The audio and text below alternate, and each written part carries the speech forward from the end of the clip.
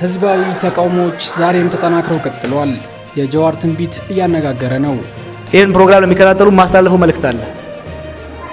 አንድ የተለመደ ነገር አለ። አሁን የኦሮሞ መሞት ይቁም፣ የአማራ መሞት ይቁም፣ የትግራይ መሞት ይቁም ይባላል። ይቁማው። ነገር ግን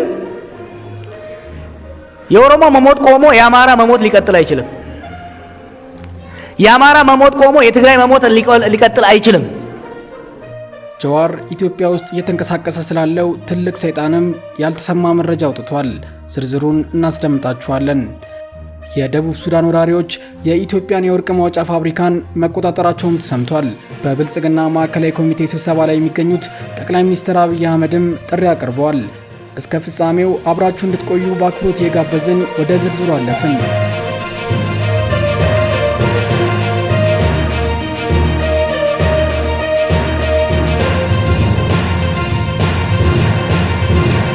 በመጀመሪያም ተጠናክሮ የቀጠለው ህዝባዊ ተቃውሞ ዛሬም ቀጥሏል። ከጎንደር፣ አዲስ አበባና ደብረ ማርቆስ ዩኒቨርሲቲ ተማሪዎች ቀጥሎም ዛሬ የባህር ዳርና የወልዲያ ዩኒቨርሲቲ ተማሪዎች በወለጋ ለተጨፈጨፉ አማሮች ድምጻቸውን አሰምተዋል። ትላንት በአዲስ አበባ ዩኒቨርሲቲ ተማሪዎች የተካሄደው የተቃውሞ ሰልፍም በፌዴራል ፖሊሶች በኃይል ተበትኗል። በሰልፉ ላይ የፌዴራል ፖሊሶች አሳፋሪ ተግባርም በምስል ታይቷል። ይህ በእንዲህ እንዳለ ሌላው ብሔር ዝም ጭጭ ባለበት በዚህ ሰዓት ጉራጌ ለፈሰሰው የንጹሐን ደም ድምጹን አሰምቷል። ጉራጌ በይፋ ወጥቶም የፈሰሰው የአማራ ደም የኔም ደም ነው ብሏል። የማዕከላዊ ኮሚቴ ስብሰባውን በአዲስ አበባ እያካሄደ ያለው የብልጽግና ፓርቲም ከረፈደም ቢሆን በምዕራብ ወለጋና በጋምቤላ በሰላማዊ ዜጎች ላይ የደረሰውን ጥቃት በአባላቱ በኩል አውግዟል። በቀጣይም የጥቃቱን ተጎጂዎች ከመደገፍ ጎን ለጎን ሕግ የማስከበር ስራው ተጠናክሮ የሚቀጥል መሆኑን ገልጿል። በሌላ መረጃም የጀዋር ትንቢት እያነጋገረ ነው። በአውሮፓ የሚገኘው ጀዋር መሐመድ ስለ ኢትዮጵያ አነጋጋሪ ትንቢት ተናግሯል። ወቅታዊ አቋሙንም አስታውቋል። ጀዋር የምታገለው ለኦሮሞ ሕዝብ ብቻ ሳይሆን ለሁሉም ኢትዮጵያዊ ነው ብሏል። ጦርነት መቆም አለበት፣ ሁሉም በጠረጴዛ ዙሪያ ተቀምጦ መነጋገር፣ መከራከር፣ መደራደር አለበት፣ የጋራ ሀገር መስረት ሲልም ተደምጧል። ጀዋር ስለ ወለጋው ጥቃትና ሌሎች ሀገራዊ ጉዳዮችም ንግግር አድርጓል። አንድ የተለመደ ነገር አለ። አሁን የኦሮሞ መሞት ይቁም፣ የአማራ መሞት ይቁም፣ የትግራይ መሞት ይቁም ይባላል። ይቁማው። ነገር ግን የኦሮሞ መሞት ቆሞ የአማራ መሞት ሊቀጥል አይችልም። የአማራ መሞት ቆሞ የትግራይ መሞት ሊቀጥል አይችልም። ጥያቄያችን መሆን ያለበት የሁሉም መሞት ይቁም ነው።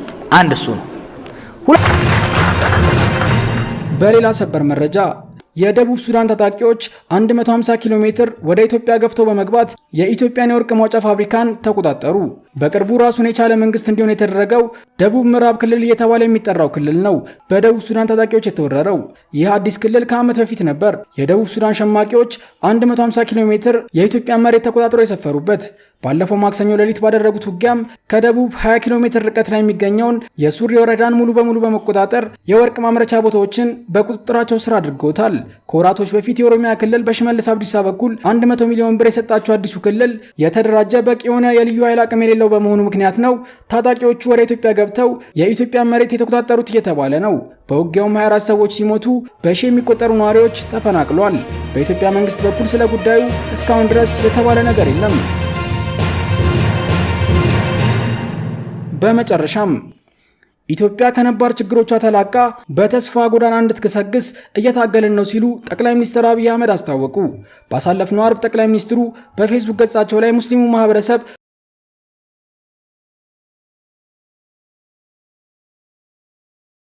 ዱዓ እንዲያደርጉ ጥሪ አቅርበው የነበረ ሲሆን ዛሬ በዕለተ ሰንበት ደግሞ ለክርስቲያኑ ማህበረሰብ በቅዳሴ ወቅት በጸሎት እንዲበረቱ ጠይቋል። ኢትዮጵያ ከነባር ችግሮቿ ተላቃም በተስፋ ጎዳና እንድትገሰግስ እየታገልን ነው። ያለፈው ችግሯ ውርስ መከራችንን ሊያረዝመው ይታገለናል። እኛ ደግሞ ተስፋችንን ለማለምለም እንታገላለን። በችግራችን ከተዋጥን ይነክስብናል፣ ለተስፋችን ከታገልን እነክስበታለን ሲሉም ጠቅላይ ሚኒስትር አብይ አህመድ ገልጿል። በዚህ እሁድ ሁላችንም መቻቻልና አብሮነት እንዳሸንፍ እንጸልይ። ነጋችን ብሩህ እንዲሆን ደግሞ ወተን ዛፎችን እንትከል። ተሸናፊው ውርስ ችግር ሊያሳምመን እንጂ ሊያሸንፈን አይችልም ብሏል። በማህበራዊ ትስስር ገጻቸው ባሰፈሩት መልእክት ክቡራን ተመልካቾች ለሰዓቱ ያዝናቸው መረጃዎች በዚሁ አበቁ። በሌሎች መረጃዎች እስከምንገናኝ በያለንበት ቸር ያሰማን። ሰላም ለሀገራችን፣ ሰላም ለኢትዮጵያችን፣ ኢትዮጵያችን ለዘላለም ትኑር።